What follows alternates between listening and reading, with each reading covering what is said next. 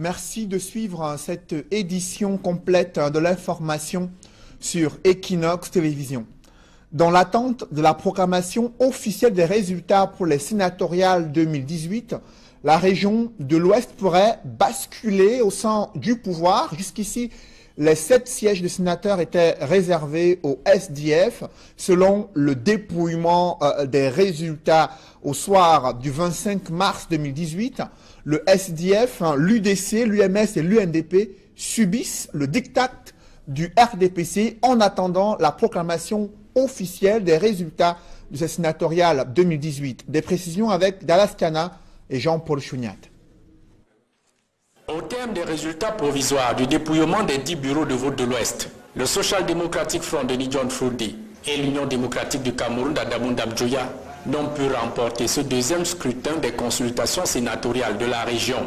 Associée à l'Union nationale pour la démocratie et le progrès UNDP, l'Union des mouvements socialistes UMS, ces 4 partis de l'opposition totalisent moins de 300 voix contre plus de 800 pour le Rassemblement démocratique du peuple camerounais. Ainsi, dans les départements de Bambuto et des Hauts-Plateaux, SDF, UNDP, UMS et UDC s'en tirent avec 0 voix. Le RDPC totalisant 336 suffrages exprimés. Dans la mine noire, le Konki et le Ndé, SDF, UMS, 1 voix chacun. Le RDPC raflant 180 suffrages exprimés. Dans le Romcam, l'UMS de Pierre Kouemo obtient 25 voix contre 138 pour le RDPC. UDC et SDF, 1 voix chacun. Dans ce scrutin, la plus grosse surprise vient de la MIFI. Aux 4 conseillers SDF ont offert leur voix au RDPC. Scénario similaire inattendu dans le Noun. Au finish, le bon perdant de ces sénatoriales, c'est l'UNDP. Sans conseiller municipal, le parti de Bello Bouba n'a pu arracher la sympathie du moindre électeur.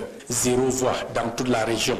Si le Conseil constitutionnel entérine ces résultats provisoires, la liste RDPC que conduit l'homme d'affaires Sylvestre Ngouchingué sera proclamée élue. Les 7 sénateurs RDPC et leurs suppléants succédant ainsi à leurs homologues du SDF qui étaient plébiscités aux premières sénatoriales de 2013.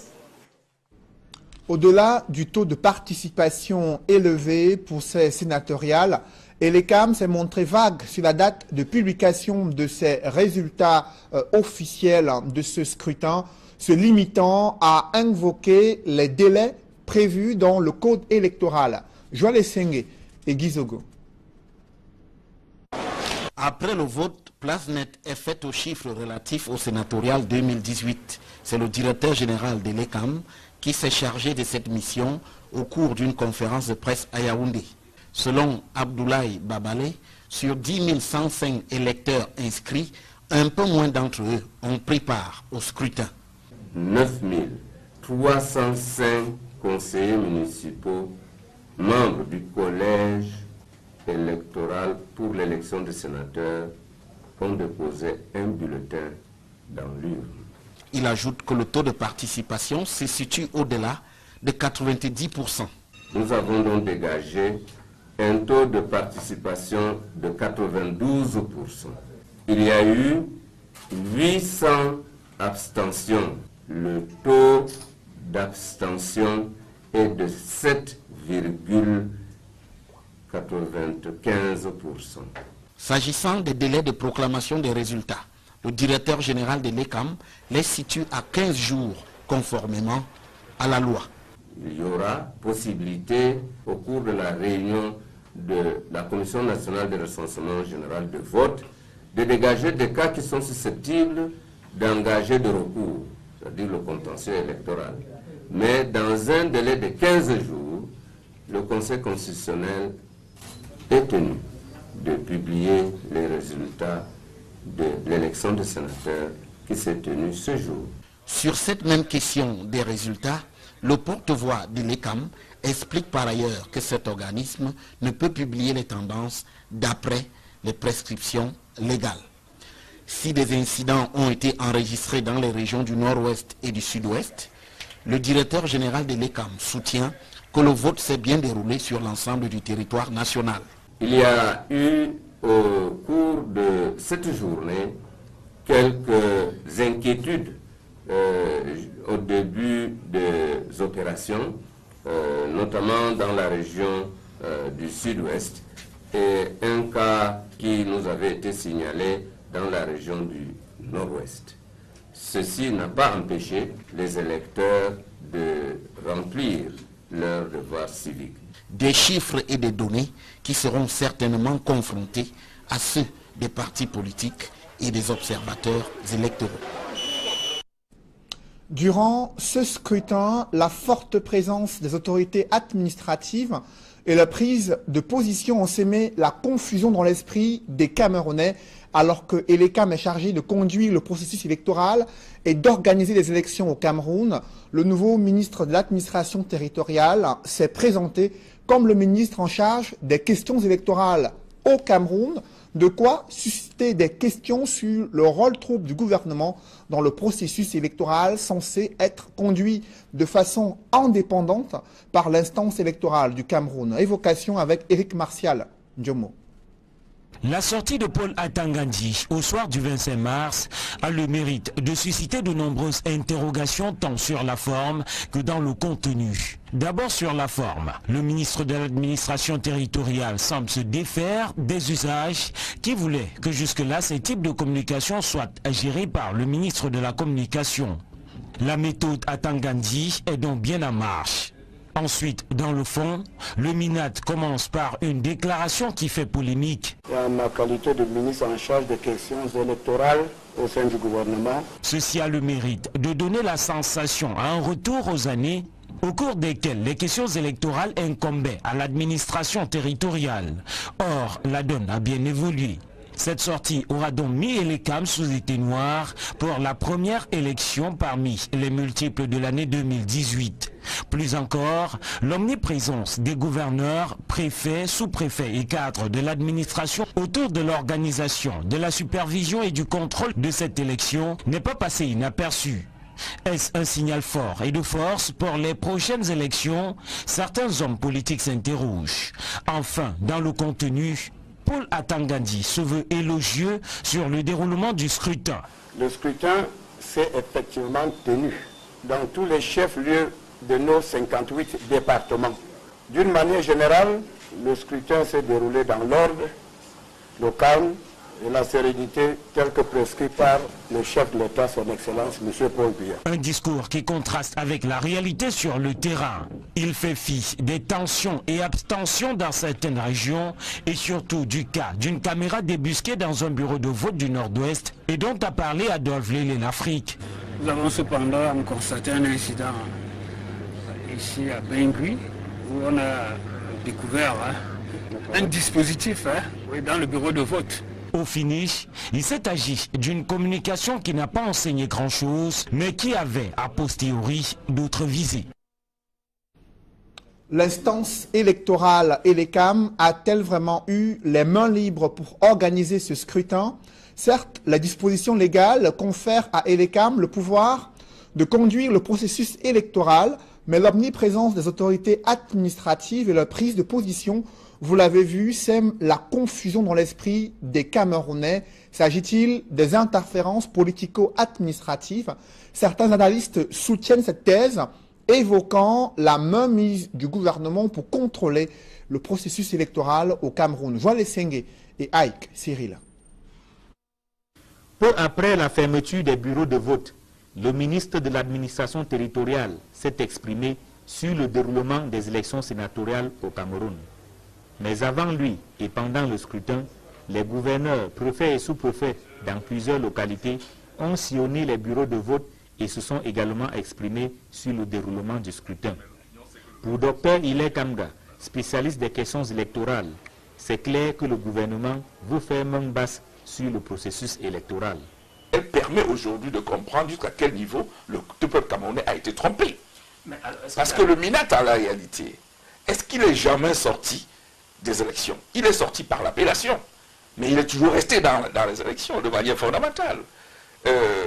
L'erreur que M. Biya peut-être avait commis en installant Elekam à la présidence de l'Ekam, peut-être quelqu'un qui ne venait pas de l'administration, il a rapidement corrigé. Parce que quand on a vu qu'il y avait des scènes de liberté de la part de M. Fonkamazou, on a dit non, c'est pas comme ça que ça a été conçu. Il fallait que le MINAT reste. Et c'est pour ça qu'on a pris un haut fonctionnaire du MINAT pour mettre à la tête d'élection de Cameroun, avec un autre cacique qu'on appelle M. Babalé. Donc ce duo-là rappelle à suffisance que l'administration publique pro-RDPC reprend de manière globale le contrôle des élections. Il est du devoir de l'État d'assurer la sécurité des personnes et des biens. Mais Hilaire Kamga pense que les pouvoirs publics ont outrepassé leur mission en allant jusqu'à se prononcer sur le déroulement des élections. Vous croyez que ce rôle-là leur permet d'être les communicants publics le jour de l'élection où on a besoin de savoir un peu que l'administration est hors du jeu électoral? Vous pensez vraiment que c'est de ça qu'il est question? Vous pensez que les responsables d'élection de Cameroun n'étaient pas plus à même de pouvoir communiquer sur ce qui se déroulait? Pour conclure, le spécialiste des questions électorales affirme que la présence de l'autorité administrative sur le théâtre des opérations le jour du scrutin trahit sa volonté de verrouiller le processus. Il revient à l'organisateur d'une part et au contrôleur et au superviseur d'autre part de nous dire de quoi il est question. Surtout pas aux préfets, sous-préfets et autres gouverneurs qui ont un autre rôle à jouer mais qui n'ont pas à communiquer. Il n'y a pas d'angle par lequel on pourrait me justifier cette super présence, cette trop grosse présence de l'autorité administrative dans le chantier de l'élection aujourd'hui, surtout pour les élections sénatoriales. La loi confère à Elections Cameroun le pouvoir d'organiser et de conduire le processus électoral au Cameroun. Dr Hilaire Kamga, spécialiste des questions électorales, considère la présence sur le terrain et les prises de parole de l'autorité administrative sur le déroulement des élections comme une ingérence inacceptable.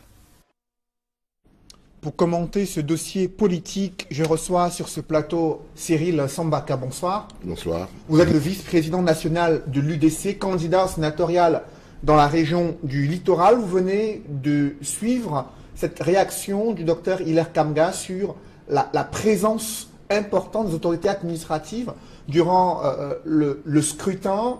Vous qui étiez sur le terrain durant les 2 semaines des campagnes et le jour du scrutin, comment appréciez-vous le déploiement des autorités administratives pour s'assurer du bon déroulement de ces élections sénatoriales?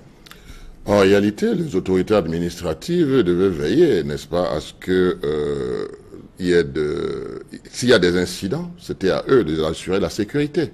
Mais comme Hilaire Kamga venait de le dire, la présence était manifeste. Et non seulement cela, ils étaient en compagnie des ministres, des directeurs généraux, des hauts fonctionnaires. Ils étaient dans les cours où se déroulaient les élections. C'était, ma foi, une histoire terrible. Est-ce que leur attitude était de nature à pouvoir influencer, troubler ou visait à avoir un contrôle ou un droit de regard sur ces élections-là? Cédric, quand on se rend compte dans des bureaux de vote qu'il y a des gens qui y entrent en tremblant, ça vous dit quelque chose. Et quand les résultats des urnes arrivent, vous voyez le score. Vous comprenez que c'était la méthode soviétique. C'est pour cette raison qu'il fallait aller à ces élections. De quelle méthode soviétique parlez-vous concrètement? Je veux dire qu'il y a eu des menaces. Il y a eu des menaces puisque quand on va aux élections, on va pour expliquer son programme aux conseillers municipaux et il y a une adhésion. Quand il y a une adhésion, vous le savez. Mais quand des conseillers municipaux vous disent que c'est très grave, il n'y a rien à faire, on est saucissonné. Vous comprenez tout de suite qu'il y a quelque chose qui se passe. Pensiez-vous que ces conseillers municipaux pouvaient s'écarter de la consigne de leur formation politique relative à cette élection sénatoriale? Mais tout à fait. Nous étions en campagne. Tout à fait. C'est la raison d'ailleurs pour laquelle cela s'est passé comme ça. C'est-à-dire que la méthode soviétique a été utilisée. Il fallait aller manu militari. La réaction après les élections, c'est quoi? C'est que les conseillers municipaux n'ont rien fêté. Ce sont les élites qui ont fêté. Parce que c'est eux qui ont gagné sur la procédure qu'ils ont mis en place pour avoir ce nombre de voix. Les conseillers municipaux ne se sont pas exprimés en toute conscience. C'est-à-dire qu'ils ont été poussés. Je parle du littoral. Hein. Je parle du littoral parce qu'à l'ouest, c'était l'argent. Mais dans le littoral, je vous dis, ils ont caressé les partis politiques de l'opposition qui n'étaient pas en course. C'est la raison pour laquelle vous verrez, certains qui ont été corrects ont voté le bulletin blanc, n'est-ce pas? Ils ont voté bulletin blanc et d'autres ont voté pour le parti au pouvoir, ce qui n'exclut pas que l'UDC que je représentais a eu des voix en dehors des conseillers municipaux de l'UDC. Seulement, c'était infime parce que c'était des courageux qui l'ont fait. Mais quand vous regardez les résultats, vous comprenez que l'opposition camerounaise a un problème. Et quel problème il s'agit? Au regard du déroulement de ce scrutin, on a suivi le directeur général des élections estimé que dans l'ensemble, tout s'est bien déroulé, en dehors de quelques incidents signalés dans certaines régions anglophones. Alors vous, au regard de ce que vous êtes en train de décrier, est-ce que l'UDC espère entrer au Sénat? Alors là, votre question, je ne la comprends pas très bien parce qu'on attend les résultats encore définitifs. Nous ne l'avons pas tout de suite. Hein, mais ce que je dis, c'est que quand vous allez aux élections, c'est dans l'espoir d'entrer au Sénat parce que vous avez quelque chose à apporter. Si vous avez un programme, vous le mettez sur la table et vous allez aux élections. Ce que je regrette, c'est que les électeurs n'ont pas été libres dans leur choix.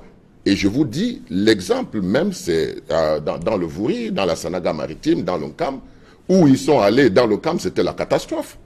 C'était la catastrophe.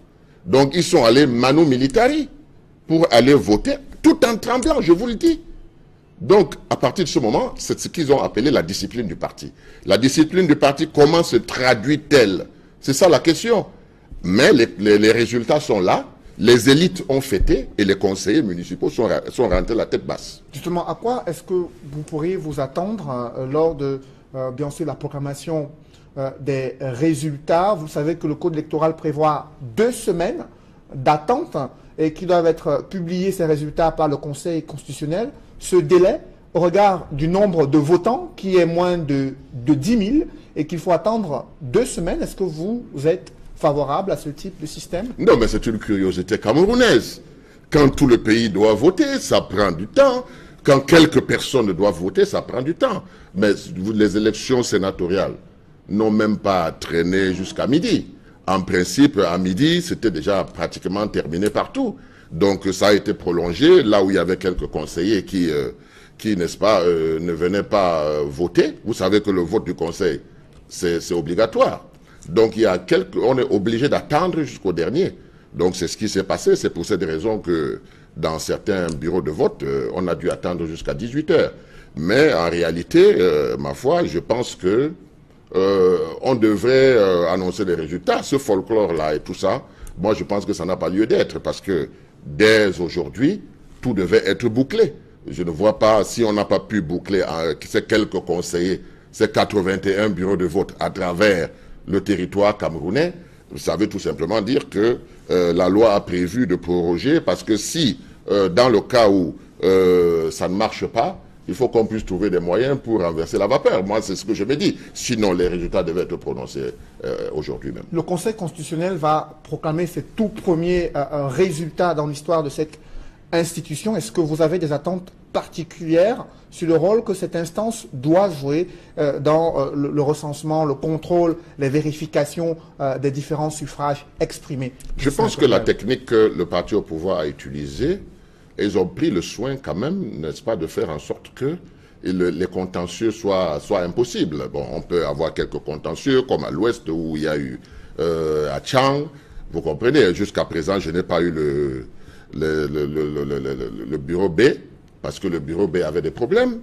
Donc, en dehors de ça, je pense qu'ils ont pris soin de tout faire pour embrigader d'abord les électeurs et ensuite faire en sorte que ça puisse passer. Donc, nous pensons franchement que le Conseil constitutionnel n'aura pas grand-chose à faire, mais néanmoins, ce qu'on doit reconnaître, c'est que ces élections ont permis au Conseil constitutionnel, n'est-ce pas, de siéger, et chaque Camerounais peut apprécier aujourd'hui. Je dis ça par rapport aux jeunes qui arrivent et qui pensent que l'élection sénatoriale, c'était rien du tout, mais l'élection sénatoriale, c'est quelque chose d'important pour un pays comme le Cameroun, qui a diverses ethnies, etc., etc. Donc, je pense que ça aussi, ça permet d'analyser et de savoir ce à quoi il faut s'attendre. Parce que quand on arrive en politique, il faut avoir des expériences. Et ça, c'est une expérience première du Conseil constitutionnel. Donc, tout homme qui est parti à ces élections, tout parti qui a participé, sait à quoi s'attendre, apprécie de différentes façons. Mais quand on est absent en politique, vous voyez, là, le sénatorial, on prédisait que le RDPC allait rafler, mais nous nous sommes rendus compte pendant la campagne électorale que le RDPC comptait plutôt sanctionner. Bon, quelque chose s'est passé, le RDPC a pu gagner, et c'est la raison principale, comme je vous disais dès le départ, que si vous observez bien, les conseillers municipaux sont rentrés chez eux. Ce sont les élites qui ont fêté. Parce que la stratégie qu'ils ont mis en place a fonctionné. Merci Cyril Sambaka. Je rappelle que vous êtes vice-président national de l'Union démocratique du Cameroun. Allons tout de suite à Fumban, où la mairie a été victime d'un cambriolage. Près de 2 millions de francs CFA en espèces ont été emportés et plus de 20 millions de timbres. Un gardien en faction a même failli être tué en s'opposant aux brigands. Le récit est fait avec Mama Soufor, Dalaskana et Jean-Paul Chouniat. Au loin, tout paraît calme à la mairie de Fumban. Pourtant, des malfrats y ont semé la pagaille toute la nuit, vandalisant un par un les différents bureaux de recouvrement et recettes à la recherche d'argent et autres valeurs. Le spectacle se déroule à moins de 300 mètres du commissariat de sécurité publique. Ils ont demandé oui, je veux la mort ou la vie. Comme je ne pouvais pas faire bras de fer et que je n'avais aucun élément qui pouvait me servir de défense, j'ai préféré me rendre librement.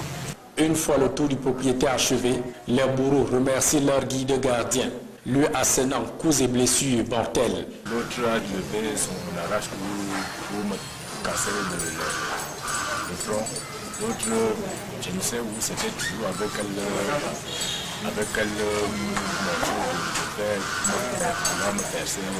Au-delà d'énormes dégâts matériels et la paperasse saccagée pêle-mêle, les bandits emportent un butin constitué d'importants stocks de timbres et de l'argent en espèces. Selon les déclarations de Madame le receveur, il y a des timbres de 20 millions qui ont été apportés dans le portefeuille. Chez le caissier, il y avait un parateur de son timbre. En timbre et en espèces qui ont été aussi apportés. Pour l'instant, les malfrats courent encore dans la nature. Seule l'enquête de police en cours pourrait élucider les circonstances et les vrais mobiles de ce cambriolage à la mairie de Fumban. La chute d'un poteau électrique donne des sueurs froides aux populations résidentes à Bafan. Depuis de nombreuses semaines, elles ont tenté de joindre en vain l'entreprise en charge de l'électricité pour l'interpeller sur les risques élevés de danger qui guettent ces populations. Rien n'a changé sur le terrain. Reportage Andine Gagnou et Auréole Tchoumi. Côtoyé au quotidien à Bafan, sur le principal axe de la ville, un poteau électrique donne des sueurs froides aux populations. Nous avons les enfants. Quand les enfants parlent, le cœur tape. Actuellement, si c'est blessé là, c'est mauvais. Quand tu regardes là, on a peur. On a peur. Ce n'est pas parce qu'on a, c'est devant nous, c'est devant un l'axe principal. Les faits remontent au 8 mars 2018. Les riverains arguent qu'ils ont alerté l'entreprise en charge de la distribution de l'énergie électrique au Cameroun, mais la réponse est toute curieuse. Nous sommes justement surpris quand nous partons à la semaine, nous demandent de cotiser 10 000, on ignore quoi le Cameroun. Quand on va cotiser 10 000 pour venir les voir devant, alors que nous poussons tous les contrôleurs, nous payons nos cautions tous les jours. Et ça nous surprend même, et nous avons décidé que nous ne pouvons pas cotiser ces 10 000 là pour les donner. Parce qu'on ne sait pas dans qu'est-ce que ça doit entrer. Donc. Pour la soleil, les factures viennent, nous payons nos factures. Et quand les factures viennent, nous payons nos factures, on va encore nous demander de cotiser peut-être 10 000 pour partir avoir la soleil. Parce que c'est ça, c'est l'état d'urgence. Quand un côté électrique tombe à cette situation-ci, l'État doit vraiment s'engager rapidement à le faire. Il y a le coucher, et ça nous met en problème. Les automobilistes déplorent l'inaction et tentent au quotidien des manœuvres incertaines pour échapper à la mort. Un accident ici là dernièrement parce que c'est en plein carrefour. La voiture qui passe direct, la voiture qui entre, il faut que la voiture serre par ici. Donc, ça a fallu causer l'accident. Dernièrement, ça ne fait pas 4 jours ici là. Un poteau électrique alimenté, au fil, blessés et scotchés, des usagers qui pour certains ont déjà fait les frais de cette étrange promiscuité.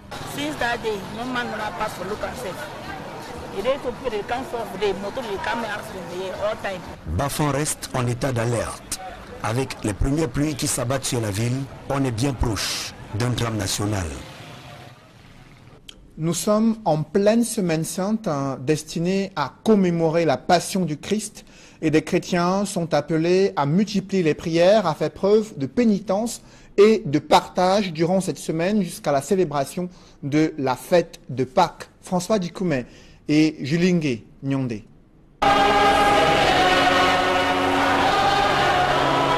Des chants de louanges, prières et de pénitence en cette semaine sainte à la cathédrale Saint-Pierre et Paul de Douala. Présentée comme l'un des moments les plus importants dans la vie d'un chrétien, la semaine sainte va du dimanche des Rameaux à la veillée pascale. Il sera alors question de commémorer la résurrection du Christ. La célébration de la semaine sainte dans l'église est effectivement le parcours qui permet à toute la communauté chrétienne d'église universelle de célébrer la passion, la mort et la résurrection de notre Seigneur Jésus-Christ. Chaque jour de cette semaine, surtout les 3 derniers, a une coloration particulière. Des activités sont organisées à cet effet par le clergé afin d'accompagner les chrétiens dans leur vie spirituelle. Le cœur même de la semaine sainte, c'est le Triduum pascal. Le jeudi, nous avons la célébration ici à la cathédrale de la messe chrismale. Et vendredi, nous avons le grand chemin de croix. Nous invitons les chrétiens à faire des exercices spirituels du temps de carême. Les exercices spirituels portent sur le jeûne, la prière et le partage. Pour les chrétiens, c'est un moment éprouvant. Ces derniers disent partager la souffrance du Christ, mort pour leurs péchés. Et ce n'est pas du tout évident, il faut beaucoup prier, demander surtout l'aide du Seigneur, de son esprit, pour pouvoir se détacher de ces ténèbres. Et je crois que c'est une semaine qui est enrichissante pour tout le monde, parce qu'en fait, on devrait faire des efforts pour prendre cette semaine pour pouvoir célébrer la Pâque. La semaine sainte représente pour moi un moment tellement sacré, parce que le Christ a donné sa vie pour nous afin que vraiment nous serons libérés. La semaine sainte va du dimanche 25 mars et se termine le 31 mars 2018, jour de Pâques. Ce sera alors la célébration de l'entrée triomphale du Christ à Jérusalem.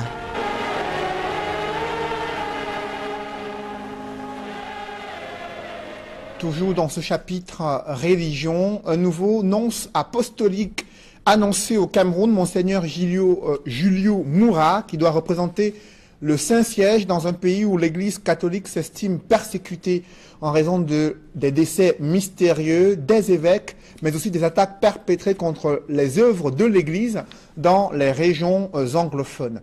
Des précisions avec Flavien Valondongo dans ce reportage. Monseigneur Julio Moura, 57 ans sonné, nommé nonce apostolique au Cameroun au terme d'un acte publié samedi dernier par le pape François, est de nationalité turque. Il remplace à ce poste Monseigneur Piero Piopo, affecté en Indonésie il y a environ 1 an. Après le Malawi et la Zambie, qui sont des récents pays pour lesquels il a travaillé, le nouvel ambassadeur du Vatican au Cameroun arrive dans un contexte marqué par l'assassinat de l'ancien évêque de Bafia, Monseigneur Benoît Bala, et dont les circonstances de sa mort ne sont pas jusqu'ici élucidées. Bien plus, l'Église catholique est attaquée dans les régions anglophones, en raison des prises de position des évêques sur la crise qui secoue ces parties du pays. Titulaire d'un doctorat en droit canonique, le nonce apostolique pour le Cameroun, tel que précisé dans le courrier signé du pape François, est un diplomate qui a pour mission, entre autres, d'assurer les bonnes relations entre le Cameroun et le Vatican. Il a le droit de regard sur le fonctionnement de l'Église catholique romaine au Cameroun, étant donné que c'est par lui que passent toutes les grandes décisions venues du Vatican pour l'Église locale. Monseigneur Julio Moura, qui est accueilli au Cameroun par des fidèles et à la veille de la célébration de la Pâque, s'exprime en français, en anglais, en allemand, en grec et en turc. Le président de la République du Cameroun est de retour au pays après sa visite d'État en Chine durant la semaine dernière.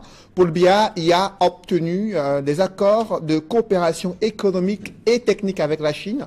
Le président de la République, son épouse et sa suite présidentielle ont regagné le pays dans l'après-midi. Des reportages dans ce journal. Il s'agit de l'entreprise, la fondation Kadji de Fotso et l'Union camerounaise de brasserie qui soutient des initiatives des femmes visant à leur permettre d'avoir des outils nécessaires pour mettre en œuvre des projets générateurs de revenus. Reportage.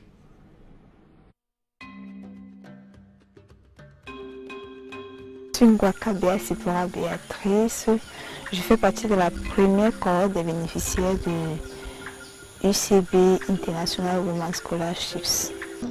It's quite delicate to say it is not something for the women, but at this point and at this time, the women have to go into the field where they were not expected to go because the population of the world is increasing and the women are increasing too. So if we have to teach our children how to go about it, then we have to know it. Intensifier la lutte contre les discriminations à l'égard des femmes, renforcer le partenariat pour le développement durable, c'est le thème qui a marqué la 33e édition de la Journée internationale de la femme. Hommage à cette célébration et surtout soucieuse de contribuer à l'émancipation des femmes au Cameroun et encore plus de démontrer sa solidarité en leur faveur, la Fondation Fouatoula Kadji Fosso, en partenariat avec l'Union camerounaise de brasserie UCB, a lancé depuis le 23 février un concours offrant aux femmes la possibilité de gagner des bourses de formation professionnelle. UCB and the Kadji Foundation is giving an opportunity for you to realize our dreams. One of which I've realized, so I think if you venture into this, your dreams could be realized as well as you getting to meet different people with different backgrounds. So I just urge you guys to try your luck, take action in your ideas and see what comes out of it. Thanks to UCB and Kadji Foundation.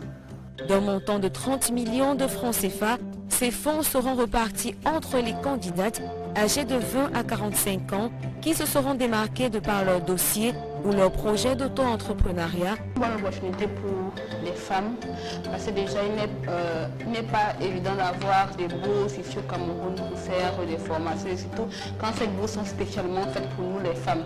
Là, ça montre vraiment qu'on donne de la valeur aux femmes de faire tout ce qu'elles peuvent faire. Les femmes sont dans le domaine de l'énergie qui est un domaine porteur de demain. L'énergie renouvelable, c'est vraiment un grand plus pour nous les femmes de pouvoir faire cela et pouvoir montrer aux autres femmes que non, déjà avec UCB, avec cette opportunité que UCB, la Fondation Kadji nous donne, nous pouvons déjà être totalement pratiques sur le cas des énergies renouvelables et pourquoi pas demain être notre propre patron dans nos propres entreprises.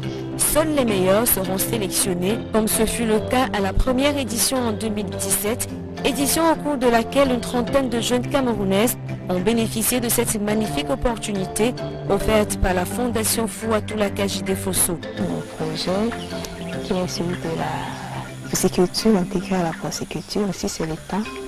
Là, les appâts, là, nous avons deux appâts dans lesquels nous avons les géniteurs dans l'autre et les laves. Dans les camps, nous avons déjà mis une centaine d'éléphants. Je ne vais cesser d'exprimer ma gratitude vis-à-vis de la Fondation Kadji Fosso et UCB pour ce qu'ils ont fait pour moi. Certes, j'avais déjà ce rêve et un projet bien ficelé, mais grâce à UCB, j'ai pu réaliser. Ce que je peux donner, c'est de croire à ses rêves et de continuer à chercher les moyens et les opportunités pour pouvoir les réaliser.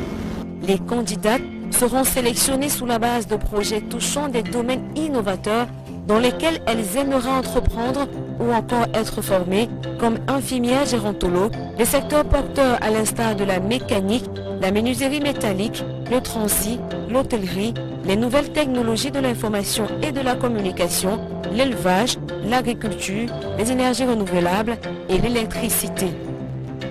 Pour faire partie de cette belle aventure, il suffit juste de constituer un CV et de se rendre sur le site de l'entreprise citoyenne UCB, www.sa-ucb.com, de remplir le formulaire et postuler.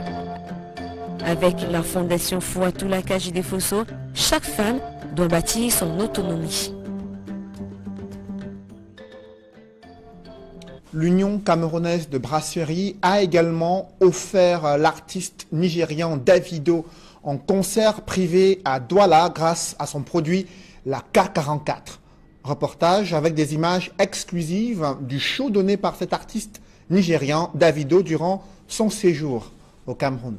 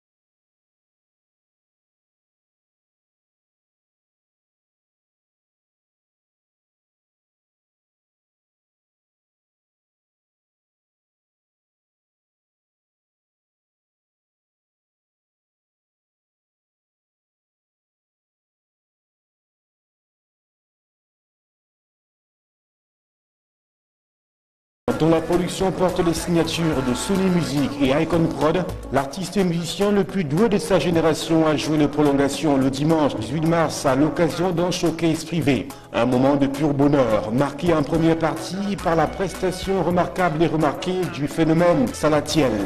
L'artiste camerounais au top de tous les hits sur le plan national a séduit et conquis un public chaleureux à travers des mélodies envoûtantes. Et si ma famille te refuse, s'il te plaît, le jour du mariage, prête-moi ta famille. Je ne vais pas te laisser, non, non, non, non, te laisser. Un récital qui bénéficiait toujours du soutien incontournable de la nouvelle star du premium au Cameroun, la K44. Une marque qui se positionne aujourd'hui plus que jamais comme l'alternative premium de luxe.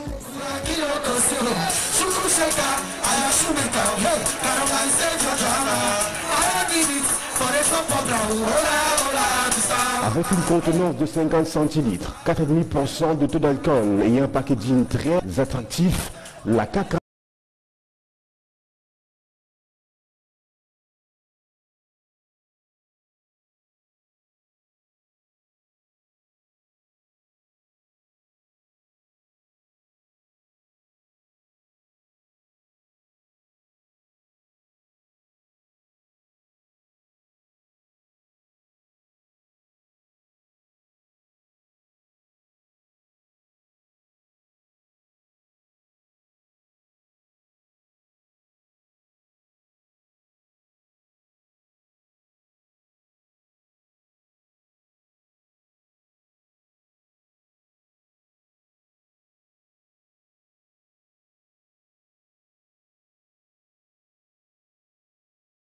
Vous l'avez suivi ce week-end, le Cameroun qui renoue avec la victoire lors d'un match amical. Les Lions indomptables ont battu leur adversaire, le Koweït, 3-1. Un match qui a été suivi par nos services des sports. Et ce soir, l'émission 100% Foot va certainement analyser cette rencontre. Et il est déjà installé sur son plateau, Sylvestre Hippolyte Zangaou, bonsoir. Quel est le menu de 100% Foot et vos invités ce soir?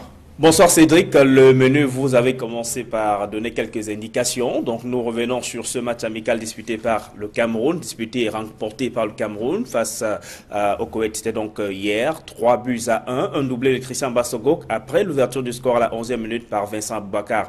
Donc avec des techniciens de football, nous allons faire l'analyse de cette rentrée des classes pour l'équipe nationale de football du Cameroun après son élimination pour la phase finale de la Coupe du Monde. Les Camerounais qui, en principe, doivent déjà être en train de préparer la phase finale de la CAN 2019 qu'organise le pays. Donc on distribuera les bons et les mauvais points. Les choix d'Alexandre Bellinga, justement, qui a utilisé ces 3 gardiens de but qu'il a appelés pour cette rencontre. Nous parlerons également de ces résultats de la 10e journée du championnat Elite One. Belle victoire de l'Union sportive de Douala et surtout la première victoire de la saison de l'Aigle Royal de la Ménois. En 2e division également, nous allons revenir sur ce classico en images et un résumé de Aïe-Cyril. Canon face au Tonnerre de Yaoundé, c'était dimanche. En Nord-Une, au stade militaire, victoire du Canon de Yaoundé 2-1 sur le rival sportif le Tonnerre Kalara Club de Yaoundé. Et enfin, nous reviendrons aussi sur cette victoire de la Panthère sportive d'Undé. Malgré la crise qui secoue ce club depuis le début de la saison, Panthère a battu Dynamo 4-1. Donc 2 techniciens de football, Anissé Mbargafoué qui nous dira ce soir finalement est-ce que son aventure avec Edding Sport de la Ligue qui se poursuit ou pas. On rappelle qu'il est le champion du Cameroun en titre avec Edding Sport de la Ligue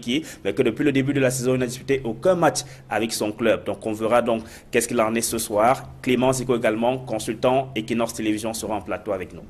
Alors le rendez-vous est pris pour 100% foot qui interviendra juste après cette édition du journal. Mesdames, messieurs, merci d'avoir suivi le 20h. Je vous souhaite une bonne soirée sur Equinox Télévision.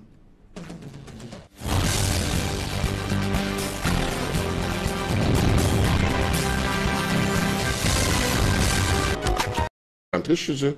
Ce sont les élites qui ont fêté. Parce que la stratégie qu'ils ont mis en place a fonctionné. Merci Cyril Sambaka. Je rappelle que vous êtes vice-président national de l'Union démocratique du Cameroun. Allons tout de suite à Fumban où la mairie a été victime d'un cambriolage. Près de 2 millions de francs CFA en espèces ont été emportés et plus de 20 millions de timbres. Un gardien en faction a même failli être tué en s'opposant aux brigands. Le récit des faits avec Mama Soufor, Dalaskana et Jean-Paul Chouniat. Au loin, tout paraît calme à la mairie de Fumban. Pourtant, des malfrats y ont semé la pagaille toute la nuit, vandalisant un par un les différents bureaux de recouvrement et recettes à la recherche d'argent et autres valeurs. Le spectacle se déroule à moins de 300 mètres du commissariat de sécurité publique. Ils ont demandé, oui, je veux la mort ou la vie. Comme je ne pouvais pas faire bras de fer et que je n'avais aucun élément qui pouvait me servir de défense, j'ai préféré me rendre librement. Une fois le tour du propriétaire achevé, les bourreaux remercient leur guide gardien, lui assénant coups et blessures mortelles. L'autre a levé son arrache pour me casser le front. L'autre, je ne sais où, c'était toujours avec quel morceau de fer qui va me percer. Au-delà d'énormes dégâts matériels et la paperasse saccagée pêle-mêle, les bandits emportent un butin constitué d'importants stocks de timbres et de l'argent en espèces. Selon les déclarations de madame le receveur, il y a des timbres de 20 millions qui ont été apportés dans le portefeuille. Chez le caissier, il y avait un pagateur de son timbre. En timbre et en espèces qui ont été aussi apportés. Pour l'instant, les malfrats courent encore dans la nature. Seule l'enquête de police en cours pourrait élucider les circonstances et les vrais mobiles de ce cambriolage à la mairie de Fumban. La chute d'un poteau électrique donne des sueurs froides aux populations résidentes à Bafan. Depuis de nombreuses semaines, elles ont tenté de joindre en vain l'entreprise en charge de l'électricité pour l'interpeller sur les risques élevés de danger qui guettent ces populations. Rien n'a changé sur le terrain. Reportage Andine Gagnou et Auréole Tchoumi. Côtoyé au quotidien à Bafan, sur le principal axe de la ville, un poteau électrique donne des sueurs froides aux populations. Nous avons les enfants. Les enfants parlent là, le cœur tape. Actuellement, si c'est blessé là, c'est mauvais. Quand tu regardes là, on a peur. Ce n'est pas parce qu'on a, c'est devant nous, c'est devant un large principal. Les faits remontent au 8 mars 2018. Les riverains arguent qu'ils ont alerté l'entreprise en charge de la distribution de l'énergie électrique au Cameroun, mais la réponse est toute curieuse. Nous sommes justement surpris quand nous partons à la semaine, nous demandent de cotiser 10 000, on ignore quoi le Cameroun. Quand on a cotisé 10 000 pour venir leur voir devant, alors que nous puissions nous les considérer, nous payons nos cautions tous les jours.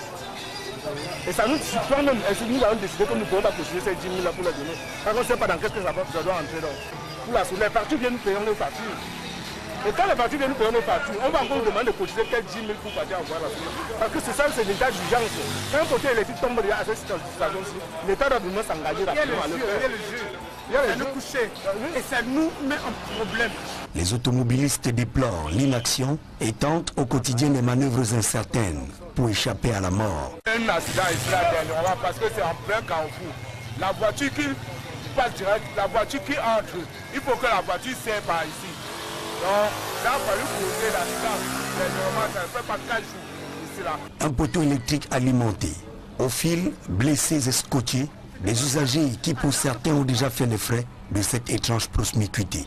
Since that day, no man will not pass for local self. It is to put the comfort of the motor the camera accident here all time. Bafan reste en état d'alerte. Avec les premières pluies qui s'abattent sur la ville, on est bien proche d'un drame national. Nous sommes en pleine semaine sainte destinée à commémorer la passion du Christ et des chrétiens sont appelés à multiplier les prières, à faire preuve de pénitence et de partage durant cette semaine jusqu'à la célébration de la fête de Pâques. François Dikoumé et Julingue Nyondé.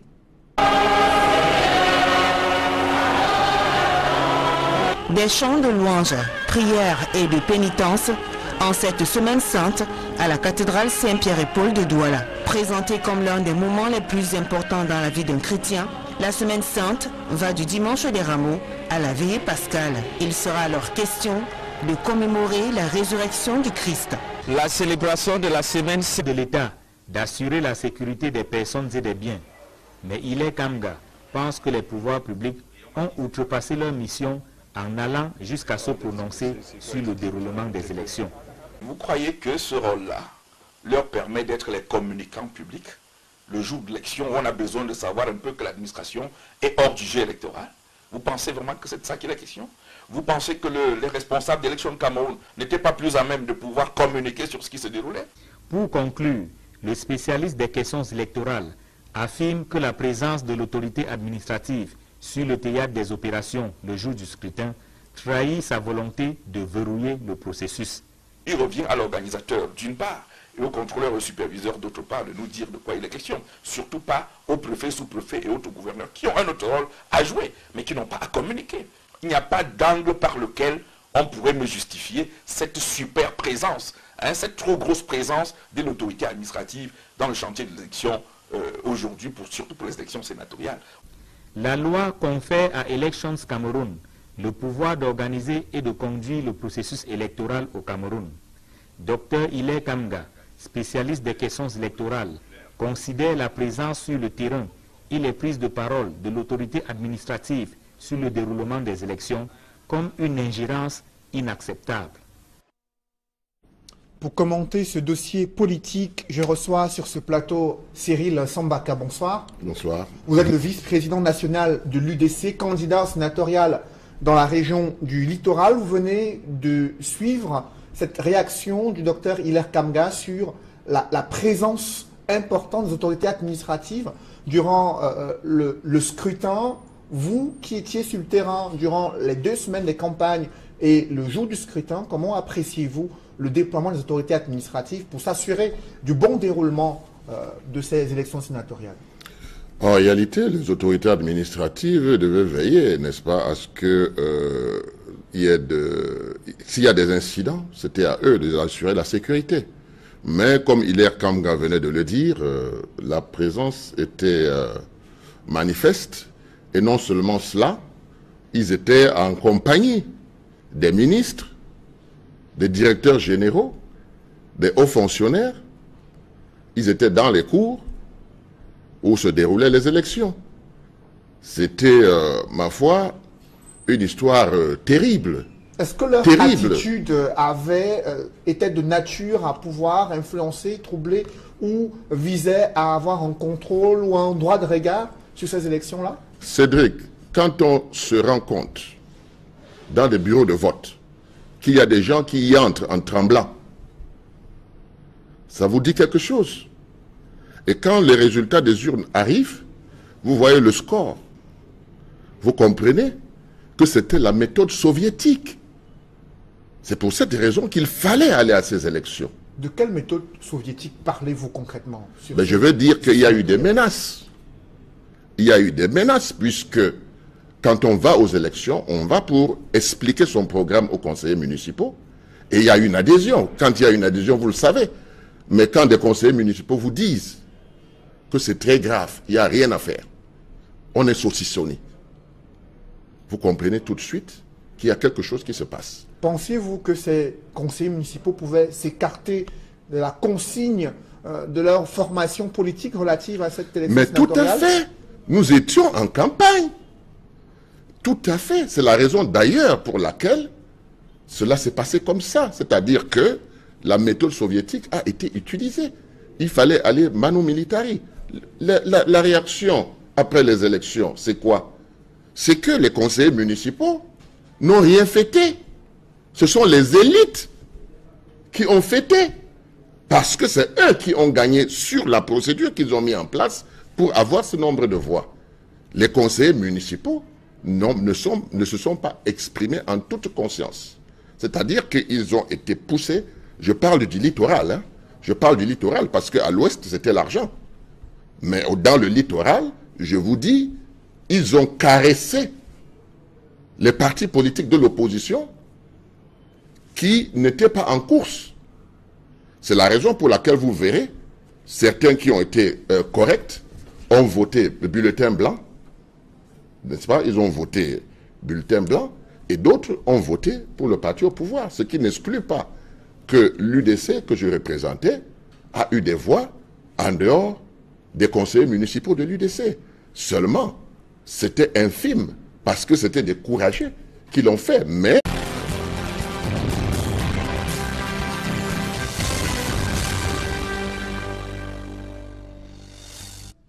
Merci de suivre cette édition complète de l'information sur Equinox Télévision. Dans l'attente de la proclamation officielle des résultats pour les sénatoriales 2018, la région de l'Ouest pourrait basculer au sein du pouvoir. Jusqu'ici, les 7 sièges de sénateurs étaient réservés au SDF, selon le dépouillement des résultats au soir du 25 mars 2018. Le SDF, l'UDC, l'UMS et l'UNDP subissent le diktat du RDPC en attendant la proclamation officielle des résultats de ces sénatoriales 2018. Des précisions avec Dallas Kana et Jean-Paul Chouniat. Au terme des résultats provisoires du dépouillement des 10 bureaux de vote de l'Ouest, le Social Democratic Front de John Frundi et l'Union démocratique du Cameroun d'Addaboun Dam-Djoya n'ont pu remporter ce deuxième scrutin des consultations sénatoriales de la région. Associés à l'Union nationale pour la démocratie et le progrès UNDP, l'Union des mouvements socialistes UMS, ces 4 partis de l'opposition totalisent moins de 300 voix contre plus de 800 pour le Rassemblement démocratique du peuple camerounais. Ainsi, dans les départements de Bambuto et des Hauts-Plateaux, SDF, UNDP, UMS et UDC s'en tirent avec 0 voix. Le RDPC totalisant 336 suffrages exprimés. Dans la Maine Noire, le Konki et le Ndé, SDF, UMS, une voix chacun. Le RDPC raflant 180 suffrages exprimés. Dans le Romcam, l'UMS de Pierre Kouemo obtient 25 voix contre 138 pour le RDPC. UDC et SDF, une voix chacun. Dans ce scrutin, la plus grosse surprise vient de la MIFI. Aux 4 conseillers SDF ont offert leur voix au RDPC. Scénario similaire inattendu dans le Noun. Au finish, le bon perdant de ces sénatoriales, c'est l'UNDP. Sans conseiller municipal, le parti de Bello Bouba n'a pu arracher la sympathie du moindre électeur. 0 voix dans toute la région.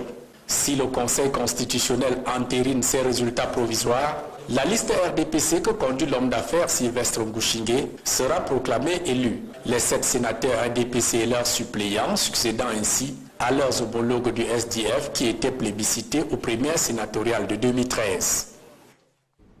Au-delà du taux de participation élevé pour ces sénatoriales, Elecam s'est montré vague sur la date de publication de ces résultats officiels de ce scrutin, se limitant à invoquer les délais prévus dans le code électoral.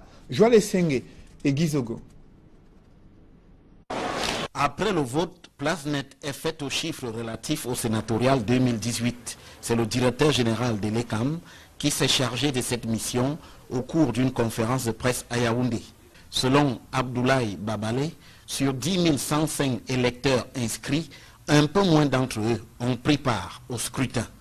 9 305 conseillers municipaux, membres du collège électoral pour l'élection des sénateurs, ont déposé un bulletin dans l'urne. Il ajoute que le taux de participation se situe au-delà de 90%. Nous avons donc dégagé un taux de participation de 92%. Il y a eu 800 abstentions. Le taux d'abstention est de 7,95%. S'agissant des délais de proclamation des résultats, le directeur général de l'ECAM les situe à 15 jours conformément à la loi. Il y aura possibilité au cours de la réunion de la Commission nationale de recensement général de vote de dégager des cas qui sont susceptibles d'engager de recours, c'est-à-dire le contentieux électoral. Mais dans un délai de 15 jours, le Conseil constitutionnel est tenu de publier les résultats de l'élection des sénateurs qui s'est tenue ce jour. Sur cette même question des résultats, le porte-voix de l'ECAM explique par ailleurs que cet organisme ne peut publier les tendances d'après les prescriptions légales. Si des incidents ont été enregistrés dans les régions du Nord-Ouest et du Sud-Ouest, le directeur général de l'ECAM soutient que le vote s'est bien déroulé sur l'ensemble du territoire national. Il y a eu au cours de cette journée quelques inquiétudes au début des opérations, notamment dans la région du Sud-Ouest, et un cas qui nous avait été signalé dans la région du Nord-Ouest. Ceci n'a pas empêché les électeurs de remplir leur devoir civique. Des chiffres et des données qui seront certainement confrontés à ceux des partis politiques et des observateurs électoraux. Durant ce scrutin, la forte présence des autorités administratives et la prise de position ont sémé la confusion dans l'esprit des Camerounais, alors que l'ECAM est chargé de conduire le processus électoral et d'organiser les élections au Cameroun. Le nouveau ministre de l'administration territoriale s'est présenté comme le ministre en charge des questions électorales au Cameroun, de quoi susciter des questions sur le rôle trouble du gouvernement dans le processus électoral censé être conduit de façon indépendante par l'instance électorale du Cameroun. Évocation avec Éric Martial Ndjomo.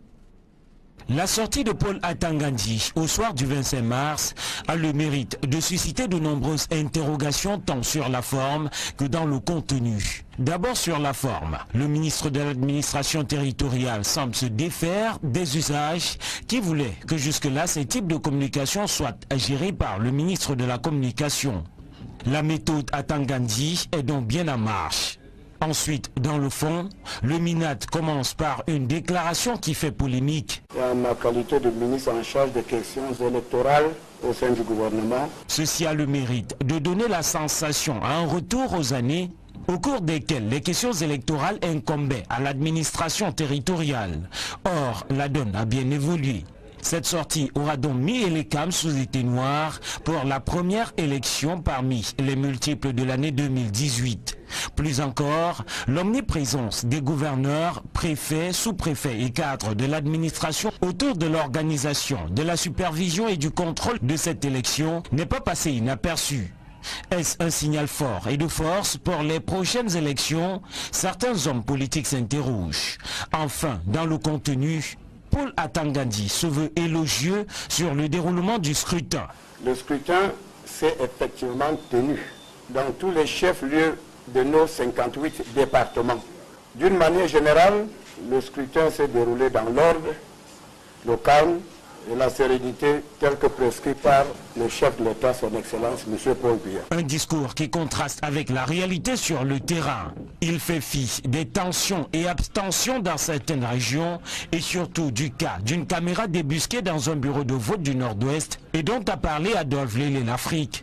Nous avons cependant constaté un incident ici à Bengui, où on a découvert un dispositif dans le bureau de vote. Au finish, il s'est agi d'une communication qui n'a pas enseigné grand-chose, mais qui avait, a posteriori, d'autres visées. L'instance électorale ELECAM a-t-elle vraiment eu les mains libres pour organiser ce scrutin?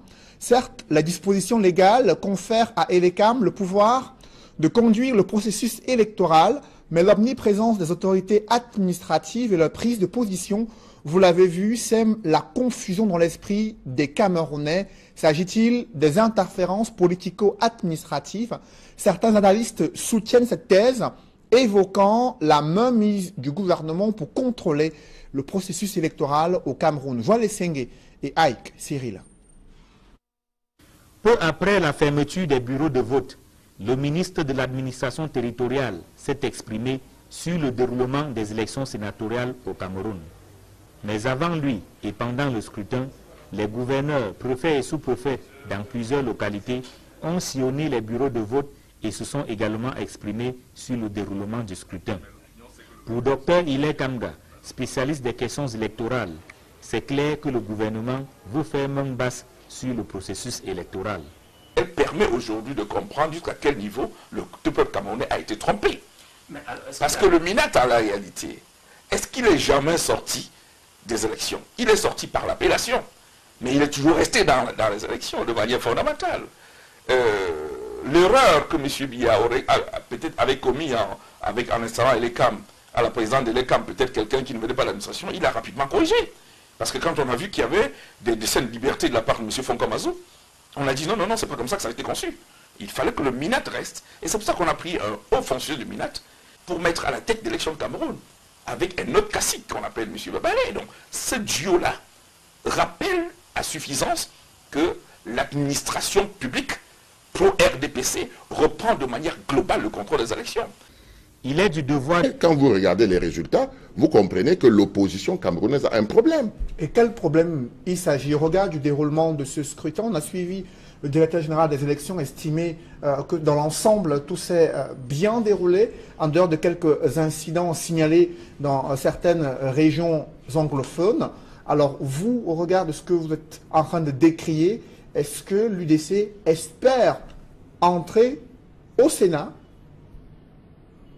Alors là, votre question, je ne la comprends pas très bien parce qu'on attend les résultats encore définitifs. Nous ne l'avons pas tout de suite. Hein, mais ce que je dis, c'est que quand vous allez aux élections, c'est dans l'espoir d'entrer au Sénat parce que vous avez quelque chose à apporter.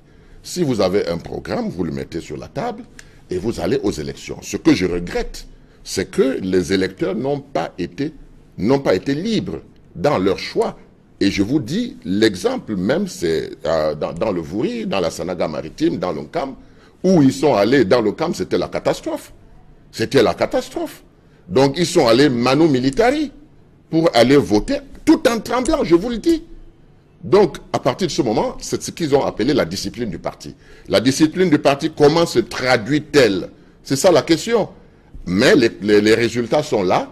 Les élites ont fêté et les conseillers municipaux sont rentrés la tête basse. Justement, à quoi est-ce que vous pourriez vous attendre lors de, bien sûr, la proclamation des résultats? Vous savez que le code électoral prévoit 2 semaines d'attente et qui doivent être publiés, ces résultats, par le Conseil constitutionnel. Ce délai, au regard du nombre de votants, qui est moins de 10 000 et qu'il faut attendre 2 semaines, est-ce que vous êtes favorable à ce type de système? Non, mais c'est une curiosité camerounaise.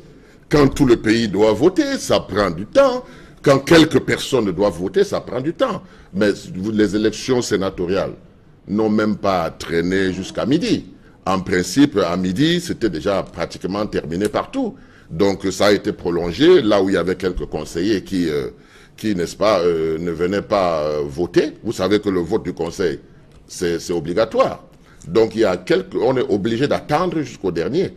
Donc, c'est ce qui s'est passé. C'est pour cette raison que dans certains bureaux de vote, on a dû attendre jusqu'à 18 h. Mais en réalité, ma foi, je pense que on devrait annoncer les résultats. Ce folklore-là et tout ça, moi, je pense que ça n'a pas lieu d'être parce que dès aujourd'hui, tout devait être bouclé. je ne vois pas, si on n'a pas pu boucler ces quelques conseillers, ces 81 bureaux de vote à travers le territoire camerounais, ça veut tout simplement dire que la loi a prévu de proroger, parce que si, dans le cas où ça ne marche pas, il faut qu'on puisse trouver des moyens pour renverser la vapeur. Moi, c'est ce que je me dis. Sinon, les résultats devaient être prononcés aujourd'hui même. Le Conseil constitutionnel va proclamer ses tout premiers résultats dans l'histoire de cette institution. Est-ce que vous avez des attentes particulières sur le rôle que cette instance doit jouer dans le recensement, le contrôle, les vérifications des différents suffrages exprimés? Je pense que la technique que le parti au pouvoir a utilisée, ils ont pris le soin quand même, n'est-ce pas, de faire en sorte que les contentieux soient impossibles. Bon, on peut avoir quelques contentieux, comme à l'ouest où il y a eu à Tchang. Vous comprenez, jusqu'à présent, je n'ai pas eu le bureau B, parce que le bureau B avait des problèmes. Donc, en dehors de ça, je pense qu'ils ont pris soin de tout faire pour embrigader d'abord les électeurs et ensuite faire en sorte que ça puisse passer. Donc, nous pensons franchement que le Conseil constitutionnel n'aura pas grand-chose à faire, mais néanmoins, ce qu'on doit reconnaître, c'est que ces élections ont permis au Conseil constitutionnel, n'est-ce pas, de siéger, et chaque Camerounais peut apprécier aujourd'hui. Je dis ça par rapport aux jeunes qui arrivent et qui pensent que l'élection sénatoriale, c'était rien du tout. Mais l'élection sénatoriale, c'est quelque chose d'important pour un pays comme le Cameroun, qui a diverses ethnies, etc., etc. Donc, je pense que ça aussi, ça permet d'analyser et de savoir ce à quoi il faut s'attendre. Parce que quand on arrive en politique, il faut avoir des expériences. Et ça, c'est une expérience première du Conseil constitutionnel. Donc, tout homme qui est parti à ces élections, tout parti qui a participé, sait à quoi s'attendre, apprécie de différentes façons. Mais quand on est absent en politique, vous voyez, le sénatorial, on prédisait que le RDPC allait rafler, mais nous nous sommes rendus compte pendant la campagne électorale que le RDPC comptait plutôt sanctionner. Bon, quelque chose s'est passé, le RDPC a pu gagner. Et c'est la raison principale, comme je vous disais dès le départ, que si vous observez bien, les conseillers municipaux sont